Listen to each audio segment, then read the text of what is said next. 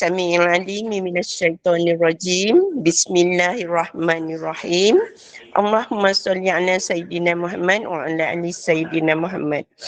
اللهم ربنا لا تزغ قلوبنا بعد إذ هديتنا وهب لنا من لدنك رحمة إنك أنت الوهاب. اللهم ربنا إنك جامع الناس ليوم لا ريب فيه إن الله لا يخلف الميعاد. Assalamualaikum warahmatullahi wabarakatuh. Diucapkan kepada yang berbahagia Ustaz jemputan kita untuk kuliah Insya' pada malam ini iaitu Ustaz Abdul Hadi bin Johari. Diucapkan juga kepada pengurusi Gema Nur Iman Puan Hajar Rosniati Mansur dan kepada barisan AJK Gema Nur Iman dan juga kepada semua jemaah Gema Nur Iman yang setia berada di dalam talian sejak dari kuliah maghrib tadi. Syukur Alhamdulillah sesungguhnya dengan izin Allah juga kita dapat berada di dalam kuliah ilmu pada malam ini dan sama-samalah kita berdoa semoga ilmu yang kita peroleh ini adalah ilmu yang bermanfaat dan barakah insya-Allah. Untuk tidak melengahkan masa lagi, saya serahkan kuliah pada malam ini kepada Ustaz dengan bacaan Ummul Kitab dan Ustaz boleh teruskan kuliah. Terima kasih Ustaz, dipersilakan. Allah, Bismillahirrahmanirrahim. Alhamdulillahirabbil alamin. Ar-Rahmanir-Rahim, Maliki yaumiddin. Iyyaka na'budu wa iyyaka nasta'in. اهدنا الصراط المستقيم صراط الذين أنعمت عليهم غير المغضوب عليهم ولا الضالين آمين يا رب العالمين. السلام عليكم ورحمة الله تعالى وبركاته. الحمد لله الذي هدانا لهذا وما كنا لنهتدي لولا أن هدانا الله.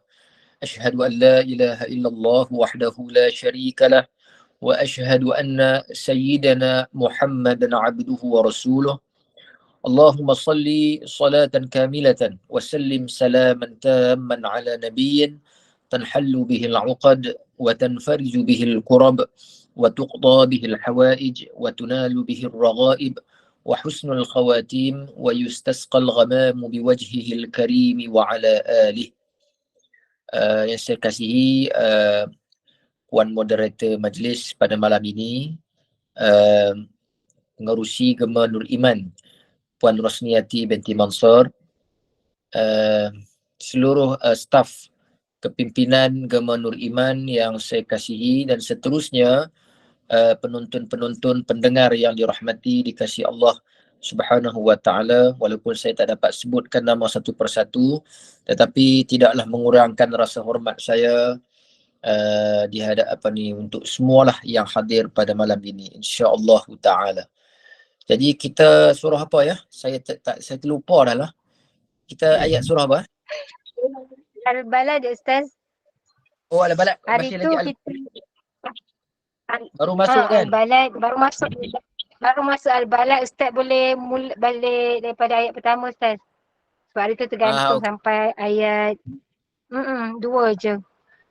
Sekejap, saya cari muka surat. Saya terlupa, saya tak ingat. 281. 281. 81. Ya betul. Suratul Balad Makkiyah. Suratul Balad Makkiyah. Sekali lagi saya peringatkan, bila disebutnya ayat Makkiyah, maka tak dapat tidak akan ada dalam surah ini beberapa perkara yang akan berkaitan dengan hari kiamat, ya. Hari kiamat, hisab dan apa-apa saja yang berkaitan lebih kurang yang tentang pembalasan Allah Subhanahu wa taala. Kerana ini ialah keingkaran yang sangat ketara yang dizahirkan oleh musyrikin Makkah terhadap Nabi kita Muhammad sallallahu alaihi wasallam. Ya, kita pun kalau tak percaya hari kiamat, kalau buat dosa tak ingat hari kiamat, ya, kita yakin tapi kurang menunjukkan perasaan ketakutan kita kita risau, kita juga akan jadi seperti mana golongan ini yang mereka ini boleh buat apa sahaja di muka bumi ini, di atas dunia ini, karena mereka tidak mempercayai hari pembalasan. Bagi mereka, bila dah mati, mati ya. Dan mati, hancurnya tanah, tulang berselerakkan. Jadi buatlah dunia ini sepuas-puasnya. Dah kita dah hidup, hidup hanya sekali. Kita umat Islam tidak diajar hidup hanya sekali, hidup 2 kali. Ya, bahkan kita akan hidup selama-lamanya, walaupun kita hidup di alam kubur, namanya kehidupan baru di alam barzakh. Bahkan kehidupan kita di alam barzakh beratus tahun. Kemudian hidup di hari kiamat, tidak ada lagi tempoh tahun-tahun itu. Dia sampai bila-bila kita akan hidup. Cuma bezanya neraka atau syurga. Oleh sebab yang demikian itulah para ulama berkata, begitu menghairankan kita terlalu berusaha memenuhi kehendak dunia ini dengan segala-galanya, tetapi kita lupa bahawa kita nak hidup di alam barzakh sahaja pun, tempat transit untuk ke hari kiamat sahaja pun, itu pun sudah lama nak duduk. Ratusan tahun nak duduk di dalam alam kubur tersebut. Kita anggap saja kubur ini transit lah sebelum kita sampai ke negeri yang abadi. Baik, kita tengok di sini. Ayat ini ada 20 ayat. Ya, 20 ayat. Taklah banyak sangat. Kalau kita kira Al-Mulk lebih banyak. 20 ayat ni pun walaupun rasa tak banyak, tapi saya tak hafal lah juga. Tuan-tuan hafal tak? Perempuan hafal tak surah ni?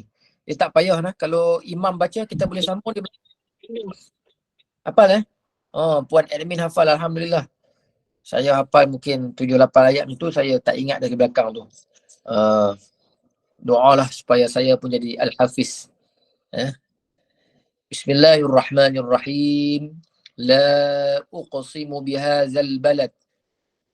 La uqsimu. Ada riwayat, ada qiraat yang lain membaca la uqsimu. Tak panjang lah. La uqsimu bihadzal balad. La di sini menunjukkan sumpah. La uqsimu bukan menafikan. Kalau kita cakap Arab, la maknanya no. Sini bukan makna no. Sini maknanya sumpah juga. La uqsimu, aku bersumpah dengan ini negeri. Bihaza, ai ini negeri. Al-balad. Negeri apa tu? Negeri Makkah. Tuhan sumpah dengan Makkah. Saya dah sebut hari itu, sumpah dengan Makkah ini kerana banyak kelebihan yang Tuhan bagi. Dijadikan dia tanah haram, lagi aman, tempat berulang-ulang bagi manusia, masjidnya, qiblatnya, ahli dunia, haram perburuannya, kemudian Baitul Ma'murnya berbetulan dengan Kaabah, diperlebarnya bumi daripada bawahnya, dan juga Maqam Ibrahim. Ini senarai. Banyak lagi sebenarnya. Tapi nak bagi Tuk Guru yang tafsir ni, dia nak bagi kita nampak sebahagian. Sebab itu dibanyakkan contoh. Ya, kalau tak ada contoh nanti kita susah nak faham. Saya kira kitab ini dia tolong tafsirkan bagus juga. Dia tak panjang sangat. Dia just nice. Pandai pula saya cakap orang putih malam ni. Just nice ni maknanya cantik-cantik lah, ngam-ngam ya. Dia tak panjang sangat tapi kita boleh faham baca. Ya. Maka Tuhan bersumpahlah kerana kemuliaan yang terkandung di dalam Makkah Al-Mukarramah ini. Ya, Tuhan bersumpah kerana kemuliaan ini. Tapi tiba-tiba Allah Subhanahu wa taala menyatakan pula wa anta hillun bihadzal balad, dan engkau halal dengan ini negeri, bunuh dan tawan barang yang tiada halal seorang lain engkau, iaitu yang diperbuat pada hari Fathu Makkah. Ini ada kisah sebenarnya, wa anta hillun bihadzal balad ini. Kalau ikutnya, Allah Ta'ala mengharamkan sebarang pembunuhan di Mekah. Kalau nak laksanakan hukuman pun, kalau kita dapati bahawa tidak dilaksanakan di Mekah yang melibatkan pertumbuhan darah. Karena bumi ini haram. Bumi ini dia dikhususkan untuk ibadah, untuk tawajjuh, ya. Adapun untuk melakukan pembalasan ataupun hukuman ataupun pembunuhan, mesti keluar daripada kawasan Mekah. Sampai hari ini Mekah tidak di kawasan Al-Haram tidak diizinkan berlaku pembunuhan. Kalau nak buat hukuman misalnya pancung, mereka akan lakukan di luar kawasan Al-Haram. Ya. Maka apabila Allah Subhanahu wa taala menurunkan ayat yang seterusnya, iaitu wa anta hillum bihadzal balad, wa anta ini maknanya kamu Muhammad, anta ini kamu Muhammad halal. Apa maksud ni? Kita duk cerita Tuhan bersumpah dengan ini balad, tiba-tiba wa anta hillun, kamu Muhammad halal pula. Ini ada kisah sebenarnya, cuma saya tak ingat nama Ibnu Qatfan ke. Saya tak pasti nama dia yang tepat. Cuma lebih kurang macam ni kisah dia. Kisah dia, Abbas ke Ustaz? ya, Ibnu Abbas ke? bukan. Riwayat Ni, ke dari Ibnu Abbas? bukan. Ini kisah seorang lelaki. Saya lupa nama dia Ibnu Qatfan ke Ibnu Qattan. Aywa Ibnu Qattan. Ibnu Qattan ini waktu Nabi duduk di Madinah Al-Munawwarah, dia pun ada di Madinah, dia ini masuk Islam, syahadah dengan Nabi SAW. Tiba-tiba dia keluar daripada agama Islam, dia murtad, dia lari ke Mekah. Tak cukup dengan dia murtad, dia mengupah wanita yang sedap suaranya, iaitu buat satu syair, melagukan syair tersebut menghina Islam. Sudahlah murtad, kemudian dia mengupah pula wanita untuk menyanyikan lagu-lagu yang menghina Islam. Lari ke Mekah. Baik, dia inilah orang kata sepandai-pandai tupai melompat. Ke tak kena, ada peribahasa yang lain lebih tepat. Yalah, maksudnya dia rasa macam Rasulullah SAW ini akan jadi minoriti selama-lamanya, ataupun tak akan datang ke Mekah. Jadi dia rasa di Mekah ni selamat. Takdir Allah Subhanahu wa taala, Allah Taala beri kemenangan kepada Nabi SAW dan masuk ke kota Mekah, iaitu kita pun tahu peristiwa besar-besaran yang berlaku yang Allah Taala anugerahkan kemenangan pada Nabi dan sahabat-sahabat, dinamakan Fathu Makkah, pembukaan kota Mekah. Maka Ibnu Qattan ini pada hari Nabi masuk ke Mekah, dia rasa selamat duduk di Mekah kerana apa? Kerana Allah Ta'ala kata bumi ini bumi yang suci, tak boleh berlaku pembunuhan. Maka dia rasa perbuatan jenayahnya dengan Islam, dia rasa dia selamat. Bahkan dia duduk di Mekah, dia bergantung pula di kelambu Kaabah. Sangkanya bahawa Nabi tak akan bunuh dia. Atas kesalahan murtad, kesalahan murtad bunuh. Yang keduanya dia menghina pula Islam. Tapi ayat yang kedua ini memberi isyarat. Cuba tengok ayat kedua ini. Wa anta hillun bihadzal balad. Allah Ta'ala kata, kamu ya Muhammad, kamu halal.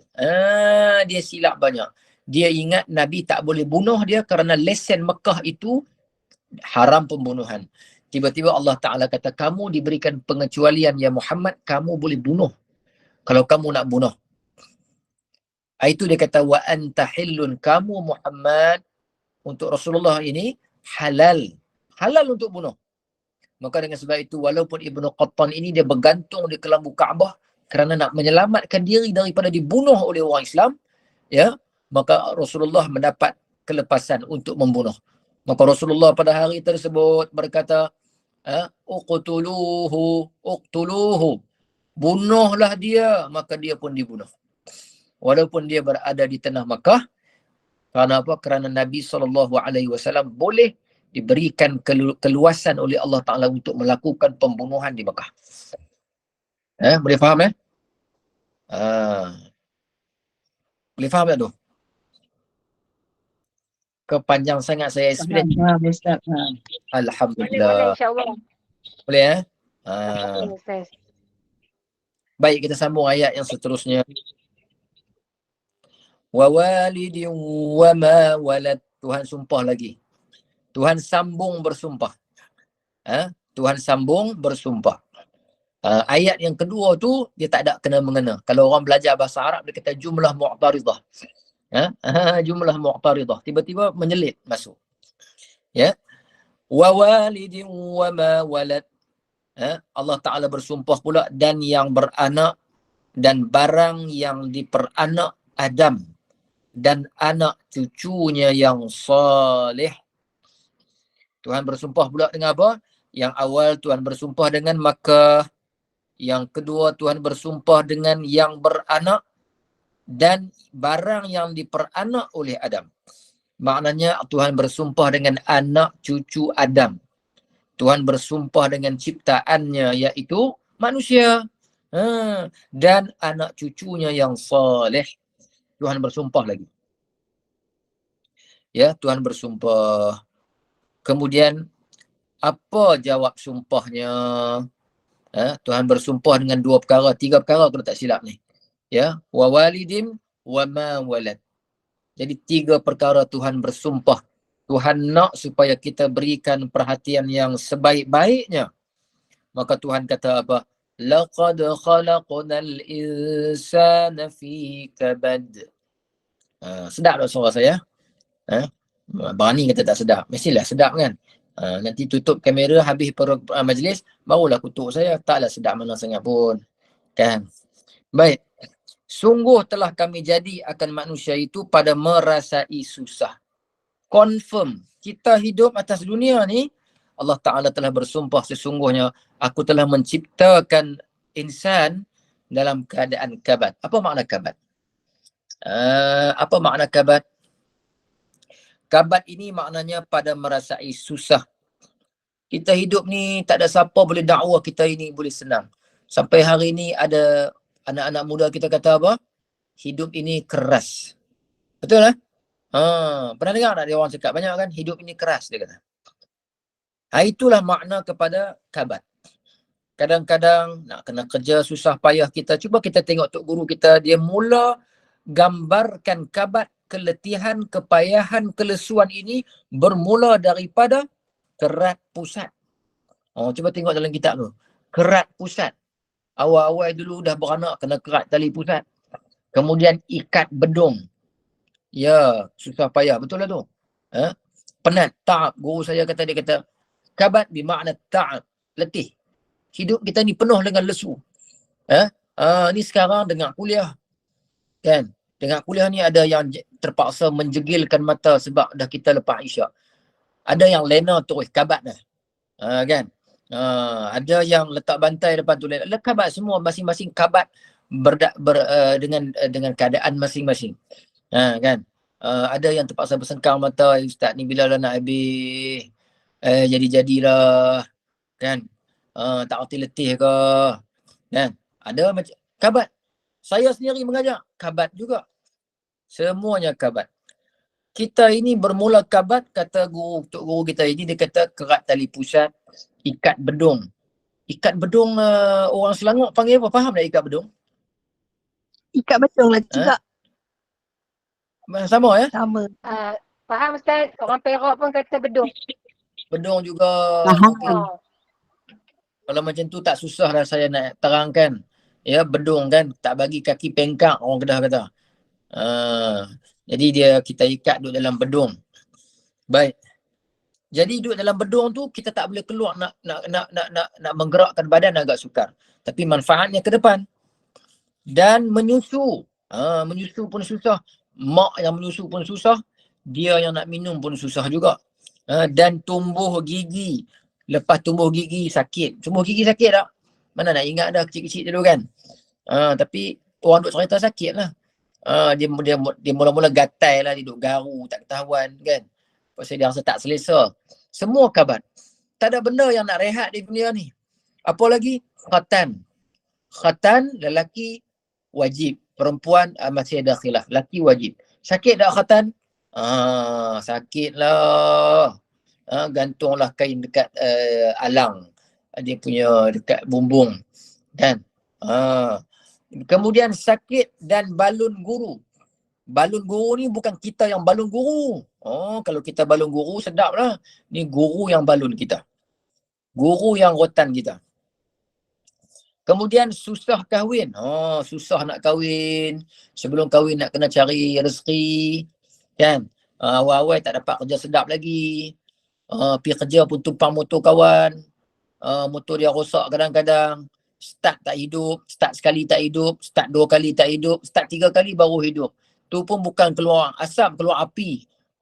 Kan? Ada Kadang-kadang ada yang macam-macam kesukaran hidup di dunia ini. Apa dia lagi? Menyusu, bahkan pelihara anak dan khadam dan rakyat dan rumah dan tuan dan sakit lutut, macam-macam ni.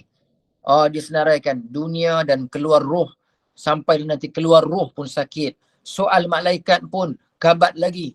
Kemudian himpit kubur. Di situ dia heja hapit kubur. Orang Kedah ni kalau yang biasa ni kata hapit ni maknanya himpitan kubur. Hidup hari kiamat, mahsyar, mizan, titian sirat, neraka atau syurga. Selepas mana kaki melangkah masuk syurga, barulah hilang kabat kita. Letihnya hidup ya.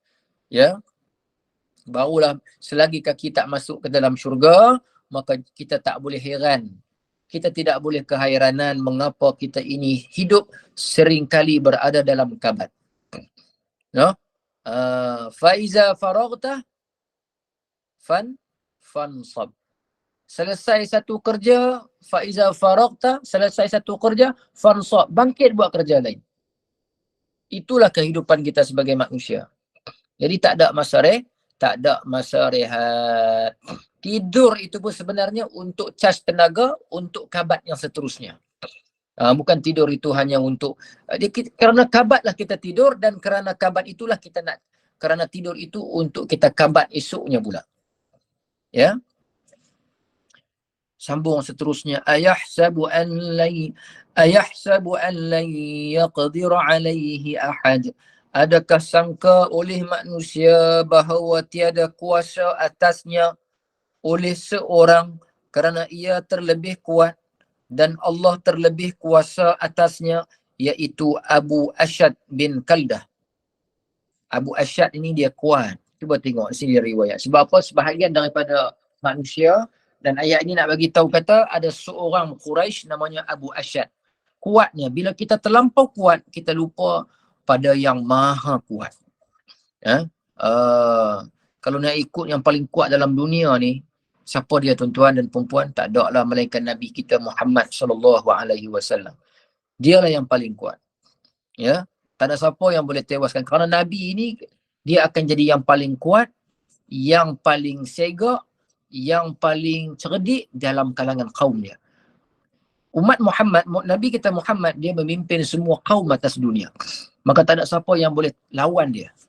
Tak ada boleh yang menyaingi dia. Tapi kita tak pernah dengar Nabi menonjolkan kekuatan untuk riak. Adapun manusia hari ini kita nak cerita manusia zaman tu, zaman Quraisy, zaman Nabi dulu, ada nama sebut Abu Ashad bin Kaldah. Kuat orang Quraisy, ditaruh belulang di bawah kaki. Dia boleh berdiri atas belulang. Belulang ni yang tajam atas kaki dia. Dia boleh berdiri atas belulang. Kemudian bila dia berdiri, dia kata pula kat orang ramai, siapa boleh ubah aku daripadanya, maka bagian-bagian. Maka 10 orang tarik dia tidak bergerak. Atas belulang tu dia berdiri, kita kata ibarat berdiri atas kaca, siapa yang boleh gerakkan tubuh aku daripada kaca ini, benda yang tajam. 10 orang cuba tarik, tak berjalan. Maknanya kuat betul dia. Ya, jangan cuba di rumah ya. Yang ni cerita Abu Ashad. Kita jangan duk cuba ya. Yaqulu ahlaktu malan lubada. Berkata ia telah aku binasa harta aku yang banyak pada seteru Muhammad. Maka puak Quraisy ini banyak membelanjakan harta. Belanjakan harta itu untuk memusuhi Nabi kita Muhammad SAW.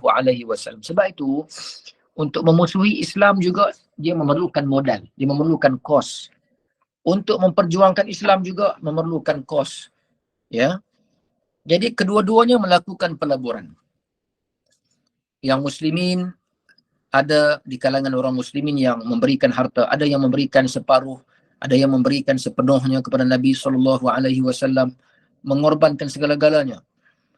Dan mereka yang memusuhi Nabi juga mengeluarkan harta untuk menjatuhkan Rasulullah SAW. Sebab tu mereka kata apa? Yaqulu ahlaktu malan lubada. Berkata ia telah aku binasa harta, aku telah buang banyak harta pada seteru Muhammad. ayahsabu an lam yarahu ahad, adakah sangka ia bahawa tiada lihat akan dia oleh seorang pada barang yang dibelanja, maka ketahui qadarnya, dan Allah Ta'ala ketahui qadarnya. Tiada banyak belanja akan dibalas atasnya belanja maksiatnya dengan neraka. Maka perjuangan mereka mengeluarkan kos, menghabisi harta untuk lawan, untuk memusuhi Nabi kita Muhammad SAW. Tuhan kata, aku akan kira kosnya. Jadi ini sebenarnya pengajaran untuk kita juga. Walaupun sedikit kita keluarkan untuk maksiat, maka jangan dibilang bahawa Tuhan tidak menyenaraikannya. Tuhan akan hisap, Tuhan sangat detail. Saya masih ingat dulu zaman jahiliah saya lah, ya. Saya pernah pergi naik tu Batu Cave. Saya sajalah teringat, tengok kan tangga banyak-banyak situ. Teringilah nak naik. Saya pun tak ingat ada berapa tangga. Naiklah. Naik. Kebetulan waktu tu di Batu Cave dia ada buat renovation atas tu. Saya tak ingat dia nak buat bukan renovation, dia memang nak buat satu binaan atas. Jadi untuk jimatkan kos, dia minta setiap pengunjung yang naik ke tangga itu tolong bawakan satu bata. Dia akan passing satu-satu. Sekurang-kurangnya seorang pengunjung pegang satu bata, so dia akan jimat. Kalau 100 orang dah 100 bata boleh. Sebab lori yang hantar bata takkan hantar sampai ke atas bukit tu. Jadi dia orang nak supaya pengunjung datang berserta dengan khidmat. Nasib baiklah saya waktu tu otak cepat pick up sikit. Dia bagi terus saya tolak. Saya tolak, saya cakap lah, saya pun tak ingat, saya kata sakit tangan kot. Kenapa bagi saya tidak berbaloi walaupun kecil. Yalah, mana boleh buat, memang tak boleh buat lah, haram lah. Mereka nak buat binaan atas tu yang berkaitan dengan kuil, kita pula pergi bagi kita punya sumbangan tenaga walaupun sedikit. Alhamdulillah, saya syukur pada Allah Subhanahu Wa Taala, saya cepat menolak. Saya kata tapi saya buat alasan, ialah budak-budak lagi kan, tak apa nak cerdik lagi, tak adalah macam sekarang pun tak adalah cerdik sangat, ya.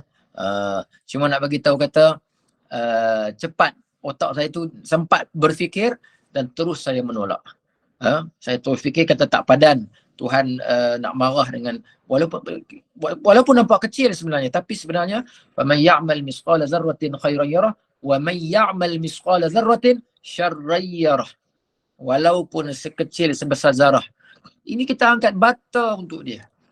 Ini yang kita sebut di sini bahawa Allah Subhanahu Wa Taala kata qadarnya tiada banyak belanja akan dibalas akan belanja maksiat dengan neraka. Tenaga ke, duit ke, fikiran ke, kalau kita berikan untuk menaikkan syiar yang bukan syiar agama Allah Subhanahu Wa Taala, pasti Tuhan kira.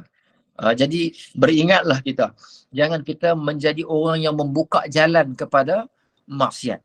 Ayat ini cerita orang dulu, cerita Quraisy dulu, tapi kena ingat al-ibratu bi'umumil lafzi laisa bi khususis sabab. Tuhan buat ibrah, kita nak ambil pengajaran dengan umum lafaz yang umum. Kita tak nak ayat ini turun untuk kaum Lut, ini kaum Samud, ini kaum Ad, bukan untuk kita. Ya betul, diturunkan untuk mereka, tetapi Tuhan nak kita tengok bi'umumil lafzi, iaitu apa yang mereka buat, maka ambil umum lafaz itu, jangan kita buat macam mereka. Dia macam tu. Kalaulah kita kata ini untuk kaum Samud, ini untuk kaum Ad, ini untuk, akhir sekali ayat Quran hanya untuk mereka sahaja. Kita orang Melayu tak ada khitab. Ya, baik. Sambung sikit lagi. Alam naj'al lahu 'ainain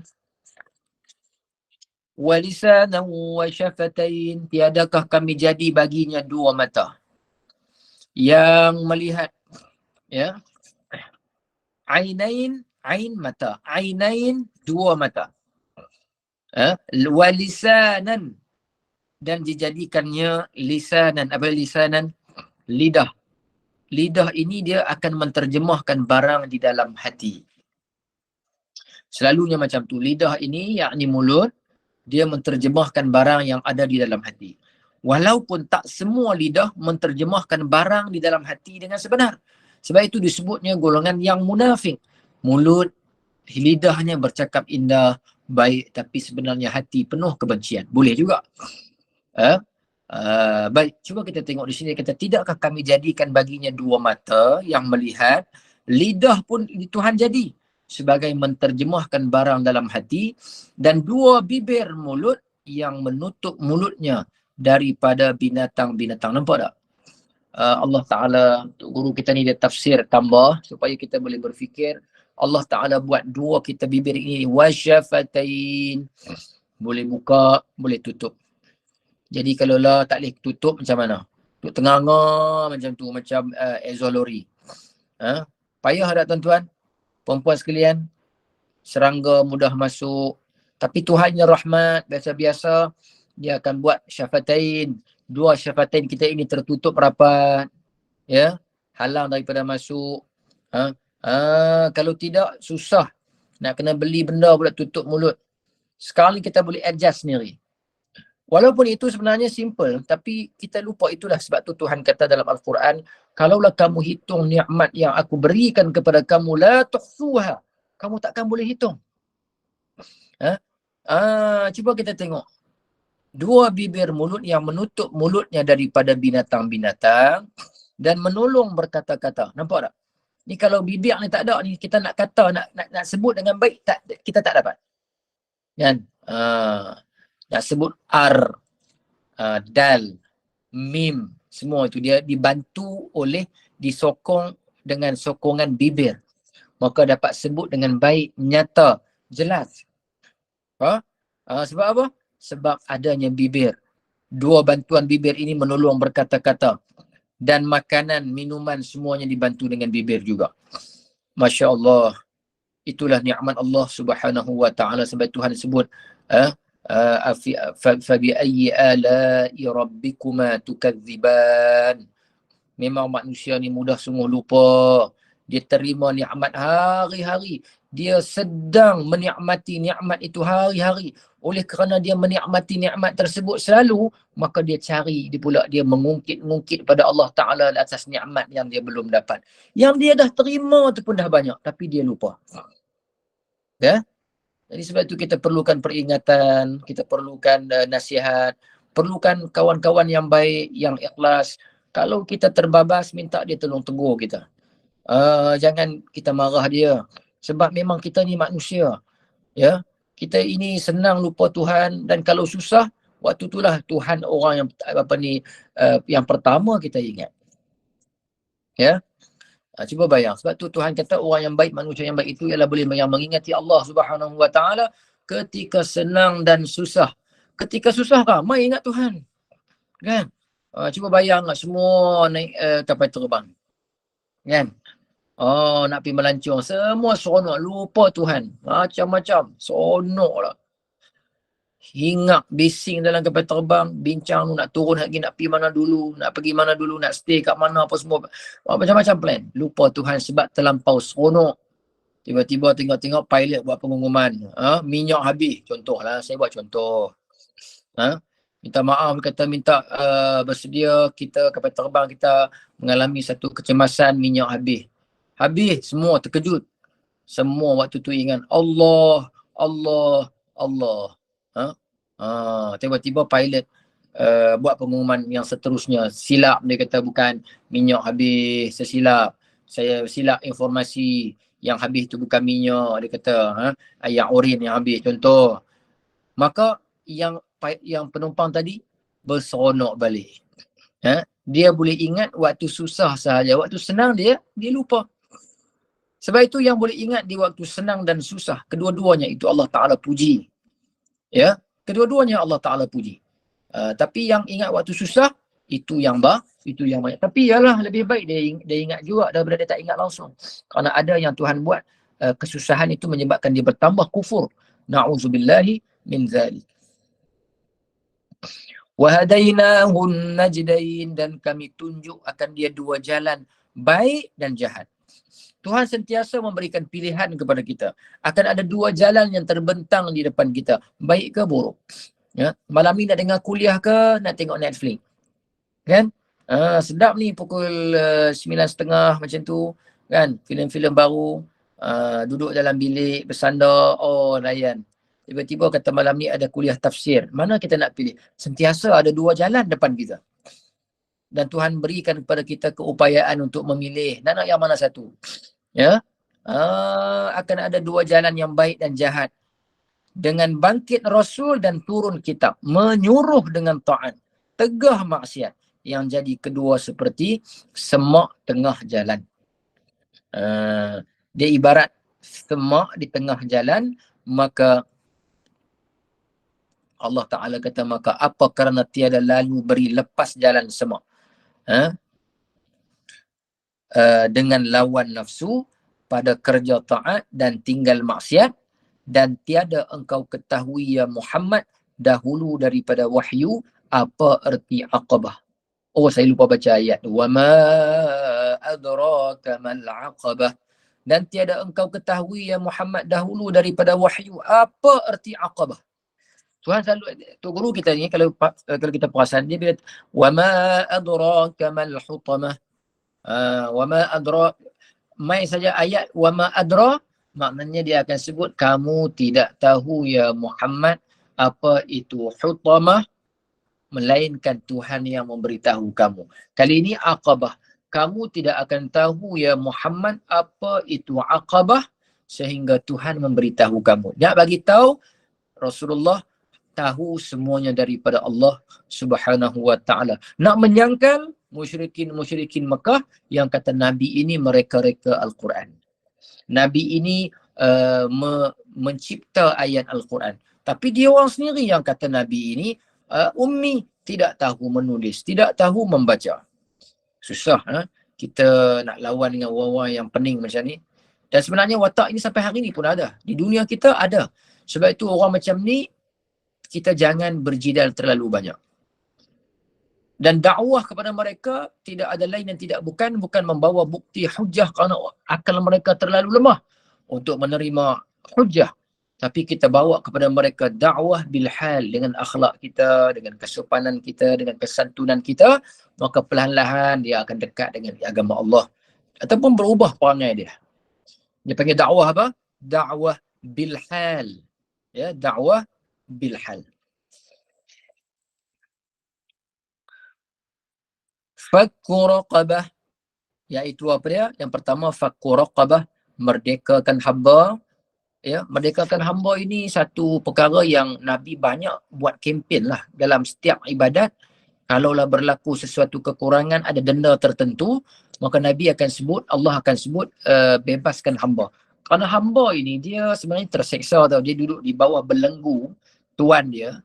Dia tak dapat gaji sebenarnya. Dan dia mesti taat dengan hamba. Jadi kalau ditanya siapakah ataupun apakah agama yang mula-mula membebaskan hamba, ialah saya boleh sebut bahawa Islam. Kerana kita nak bebaskan hamba dengan mudah. Nabi kata semua yang ada hamba wajib bebaskan. Tak boleh. Sebab orang beli mahal hamba ni. Macam puan-puan beli Honda Accord, Mercedes kan. Ni semua yang duduk dalam ni saya tahu ni kaya-kaya ni. Ada yang beli Volkswagen, ada yang beli macam saya AX5 sajalah, Honda AX5. Ya. Jadi bila orang beli mahal, maka nak bebaskan terus macam tu tak boleh lah. Ya, macam arak, oleh kerana mereka orang musyrikin ni minum dalam keadaan yang sangat sedap. Maknanya sangat layan, ya, sangat layan. Dia layan. Lebih daripada orang Melayu kita layan ketum lagi sebenarnya. Ya. Sampai ada sahabat Nabi sampai diharamkan secara total, arak pun masih lagi minum. Sebagaimana Sayyidina Nu'aiman radhiyallahu taala anhu. Maknanya mereka minum dalam keadaan yang begitu asyik. Orang Arab kata gharam syadid. Gharam syadid maknanya tenggelam dalam keadaan yang sangat hanyut. Sebab tu sahabat-sahabat banyak yang buat yang minum arak dan akhirnya bertaubat pada Allah Subhanahu wa taala. Saya nak bagi tahu apa tadi? Terlupa dah. Ya, bab hamba. Jadi hamba ini Allah Ta'ala buat ganjarannya besar sekali. Kita bebaskan hamba. Ya. Jadi bila buat kesalahan tertentu, bila buat satu-satu kesalahan, maka bebaskan hamba. Ini pun bebaskan hamba. Ya, maka lama-lama hamba pun makin berkurang kerana gesaan daripada agama untuk bebaskan hamba ini besar, ganjarannya besar. Apa lagi? Faqu raqabah, merdekakan hamba, ataupun au it'amun fi yawmin dhi masghabah, yawmin dhi masghabah, atau beri makan sedekah pada hari yang empunya lapar. Bagi makan pada yang empunya lapar. Saya nasihatkan diri saya dan semua hadirin yang ada di majlis ilmu, jangan berkira-kira kalau nak bagi makan pada orang yang lapar. Ya. Kita nak masuk syurga ini banyak amalan tapi banyak yang sukar. Al-jihadu fi sabilillah, payah kita nak perang fi Palestin, tak sanggup, tak mampu kita nak pergi. Ya. Kemudian bangun malam, ini semua perkara yang mungkin kita tak mampu nak buat. Bangun malam pukul 3 pagi, 2 pagi, 2:30. Bangunlah juga tapi bangun pergi toilet, sambung tidur balik. Itu je kita mampu. Itu pun sampai toilet, kan? Tak kena pergi toilet. Tapi ada amalan yang boleh kita laksanakan. Saya rasa ini antara agenda utama dalam Islam, iaitu memberikan makan kepada orang yang lapar. Tak apalah kalau tak lapar pun kita belanja kawan-kawan kita. Bahkan ditanya kepada Syekh Muhammad Mitawalli Asy'arawi, bagaimana nak membezakan orang yang ahli dunia dengan ahli akhirat. Dia buat contoh mudah, dia kata, pergi satu tempat yang mana ada makanan, maka kita tengok dia suka kena belanja ke kawan kamu tu. Dia suka kena belanja ke? Bukan. Dia suka, ya betul. Dia suka kena belanja atau dia belanja kita. Kalau dia belanja kita, maknanya dia ahli akhirat. Kalau dia suka kena belanja, maka dia ahli dunia. Itu sebagai contoh ringkas bagi faham. Maknanya kita ini kena selalu ada jiwa suka bagi makan. Ya, suka bagi makan, dan semua orang perlu kepada makan. Kalau tak ada jiwa tersebut, maka sukarlah kita jauh daripada pimpinan Allah Subhanahu wa taala. Sebab bagi makan ni sangat besar faedah dia. Ya. Muslimin dan muslimat yang dirahmati Allah Subhanahu wa taala. Apalagi au miskinan dza matrabah, atau orang miskin yang berlumur selut daripada kepapaannya. Tolong. Inilah saya katakan bahawa dalam Al-Quran banyak ayat cerita tentang akhlak aja banyak. Bahawa hukum hakam ni 5% sahaja kata guru kami. 95% isu tentang akhlak aja banyak. Jadi Islam ini seolah-olah agama Islam ini terbina di atas binaan akhlak yang paling banyak. Ayat-ayat ahkam, ayat-ayat hukum ini dalam 5% sahaja. Tapi kita kalau buat hukum orang, 5% ni cukup cepat. Kan? Oh, yang 95% ni lambat sikit. Baik, sambung lagi dia kata di sini, thumma kana minal ladzina amanu, kemudian jadi ia daripada jumlah sekalian mereka yang beriman dengan Allah dan Rasul dan hari kiamat itu. Baik, mereka yang beriman dengan Allah, dengan Rasul dan hari kiamat, maka kena ada ciri ni. Wa tawasaw bis sabr, dan berwasiat mereka itu setengah akan setengah. Kita ni kena ada saling. Wa tawasaw ini dia ada musyarakah, maknanya saling memperingati. Kalaulah sahabat kita ingatkan, janganlah kita rasa macam dia ini nak tunjuk pandai dengan kita. Kerana agama ini nasihat, ad-dinun nasihah. Agama ini nasihat. Maka kalau nak agama itu berjalan, sentiasa bergerak dalam diri kita, kita kena izinkan orang memberikan nasihat kepada kita. Jangan rasa dia nak perli kita. Cuma orang yang bagi nasihat ni pun dia kena belajar juga. Saya pun kadang-kadang orang nasihat kata kalau tak kena gaya sakit hati juga. Betul tak? Dia buat macam dia, yalah, macam dia tak pernah buat dosa pula kan. Rasa juga sikit-sikit macam tu. Sebab itu saya pernah sebut kan, nasihat itu sesuatu yang berat. Ini pepatah Arab kata, nasihat ini sesuatu yang berat. Maka bila kita nasihat orang, selitkan dengan doa. Nampak lembut. Ini dah dengan berdiri dah lah yang kita nak marah tu anak kita. Kita tinggi daripada dia. Dengan kita berdiri, kita cekak pinggang, jegih mata. Takut dia. Sebab itu, bila kita nasihat, iringkan dengan doa. Ya, kalau orang Arab tempat saya belajar dulu, memang kalau dia bagi nasihat, Rabbina yaftah alaik, semoga Allah Ta'ala mudahkan urusan kamu. Jangan buat lagi benda macam tu, tak elok, sekian-sekian. Allah ya'inak, Rabbuna ya'inak, Tuhan akan bantu kamu. Dia macam tu. Baru rasa lembut nasihat tu kan. Ni dah. Neraka, azab, sekian-sekian. Hang tak takut Tuhan ke? Aku tengok muka hang ni memang muka yang tak pernah takut Allah Ta'ala. Rasa kebay sangat ke kulit nak masuk dalam neraka nanti. Kita rasa, ya Allah. Seolah-olah dia sudah confirm menjadi ahli syurga. Dan apa pun kebaikan yang kita buat, jangan peduli dengan cakap orang. Ya, kena ada sifat belah kesian. Yang penting bila kita dah buat kebaikan, maka di situ akan ada cabaran baru, iaitu mulut orang juga. Yang tadi mulut nasihat kita, yang keduanya mulut orang akan kata. Sebab tu kata Gibran Khalil, kamu jangan endah cakap manusia. Kerana apa? Manusia ini dia akan sentiasa bercakap, hatta orang dalam kubur pun tetap dia akan bercakap. Jadi manusia ni kalau dia nak suruh dia berhenti bercakap, tak tahu bila. Jadi jangan endah lah.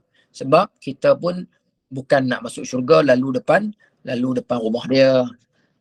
Kita, Allah Ta'ala sediakan jalan syurga itu masing-masing untuk mereka yang diberikan rahmat Allah Subhanahu wa Ta'ala. Baik, kita cuba habiskan surah ini pada malam ini juga.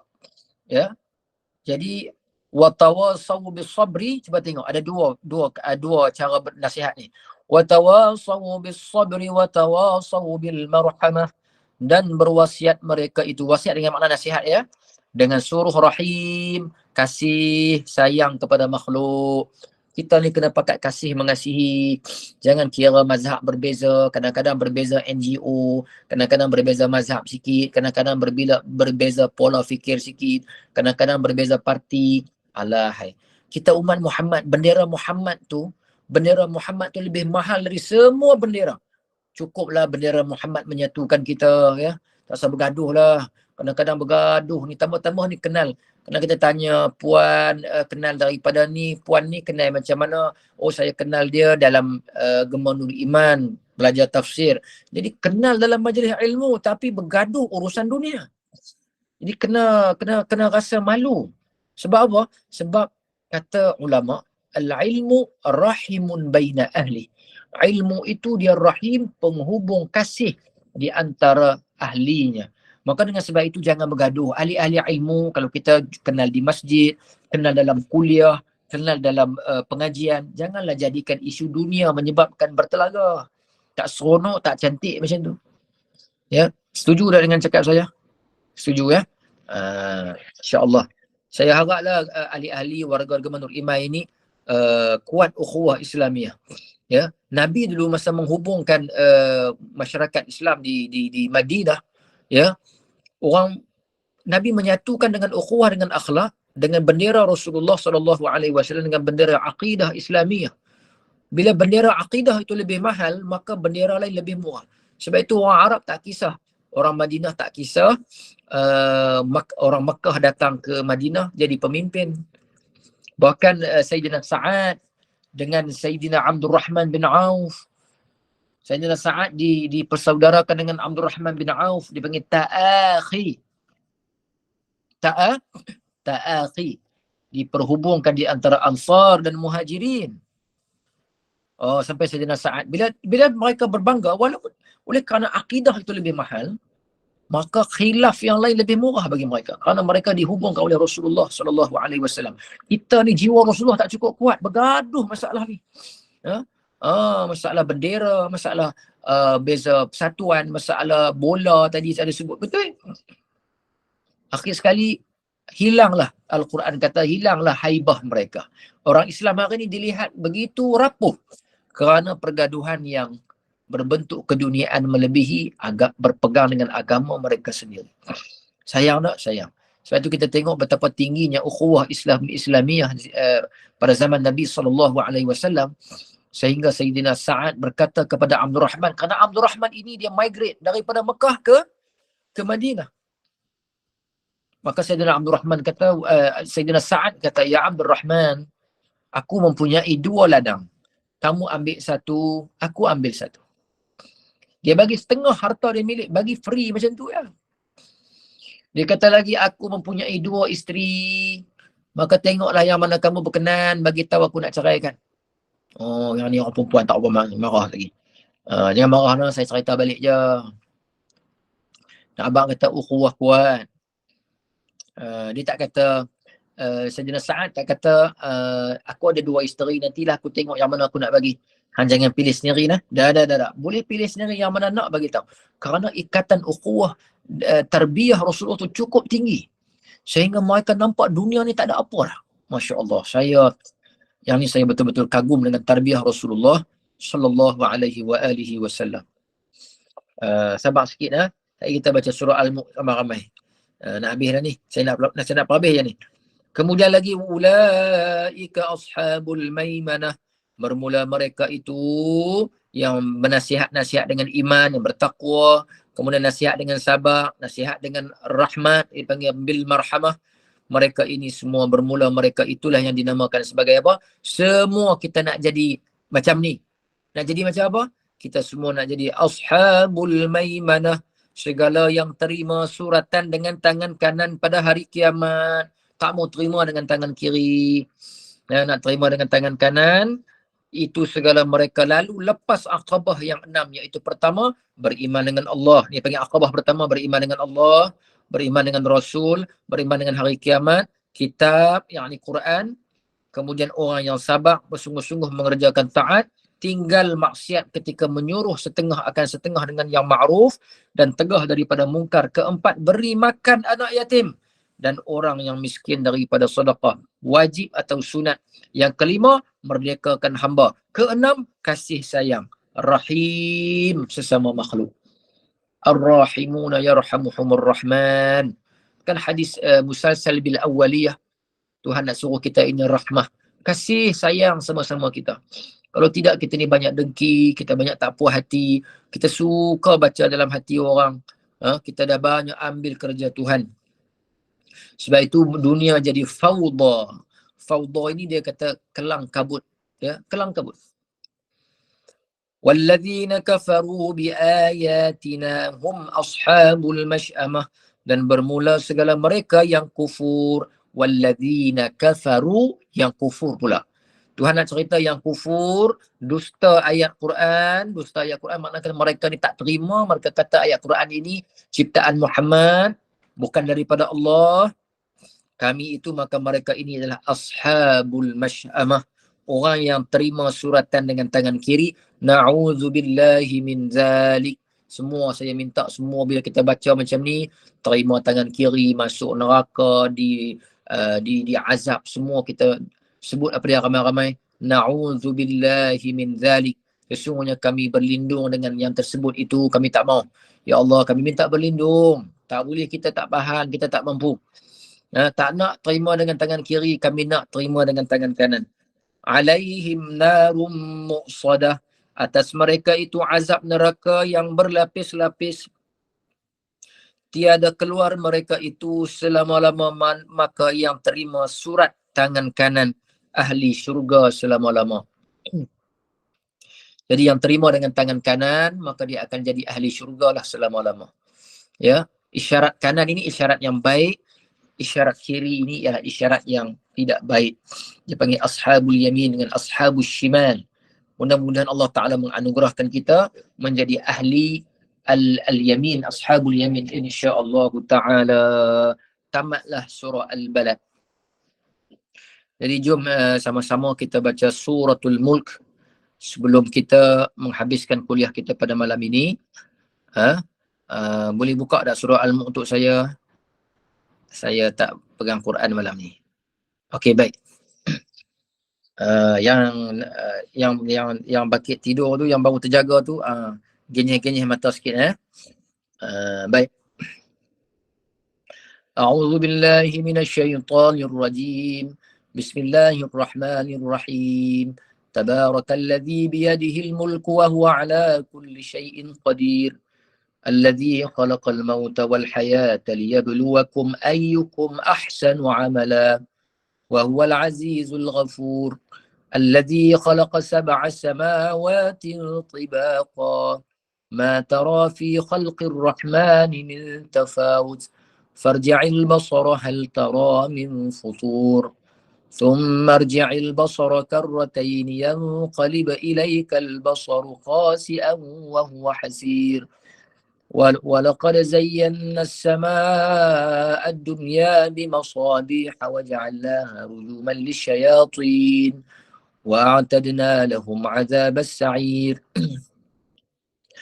والذين كفروا بربهم عذاب جهنم وبئس المصير إذا ألقوا فيها سمعوا لها شهيقا وهي تفور تكاد تميز من الغيظ كلما ألقي فيها فوج سألهم خزنتها ألم يأتكم نذير قالوا بلى قد جاءنا نذير فكذبنا وقلنا ما نزل الله من شيء إن أنتم إلا في ضلال كبير وقالوا لو كنا نسمع أو نعقل ما كنا أصحاب السعير فاعترفوا بذنبهم فسحقا لأصحاب السعير إن الذين يخشون ربهم بالغيب لهم مغفرة وأجر كبير وأسروا قولكم أو اجهروا به إنه عليم بذات الصدور ألا يعلم من خلق وهو اللطيف الخبير هو الذي جعل لكم الأرض ذلولا فامشوا في مناكبها وكلوا من رزقه وإليه النشور أأمنتم من في السماء أن يخسف بكم الأرض فإذا هي تمور أم أمنتم من في السماء أن يرسل عليكم حاصبا فستعلمون كيف نذير ولقد كذب الذين من قبلهم فكيف كان نكير أولم يروا إلى الطير فوقهم صافات ويقبض ما يمسكهن إلا الرحمن إنه بكل شيء بصير أمن هذا الذي هو جود لكم ينصركم من دون الرحمن إن الكافرون إلا في غرور أمن هذا الذي يرزقكم إن أمسك رزقه بل لجوا في عتو ونفور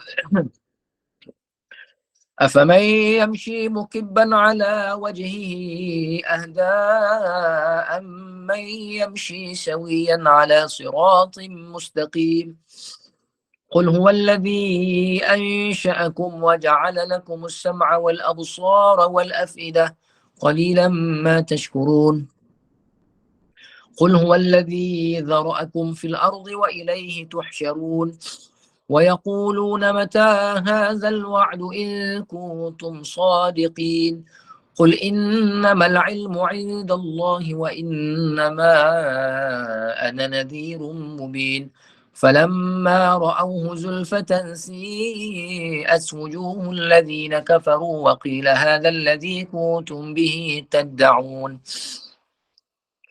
قل أرأيتم إن أهلكني الله ومن معي أو رحمنا فمن يجير الكافرين من عذاب أليم قل هو الرحمن وآمنا به وعليه توكلنا فستعلمون من هو في ضلال مبين قل أرأيتم إن أصبح ماؤكم غورا فمن يأتيكم بماء معين Sadaqallahul Azim. Jadi Alhamdulillah selesai pada malam ini, hari Isnin, Selasa dah lah, dah tukar hari dah. Jadi Alhamdulillah selesai. Saya serahkan kepada Puan Moderator untuk mengumumkan program-program yang akan berlangsung di Gemah Nur Iman pada keesokan harinya. Dipersilakan.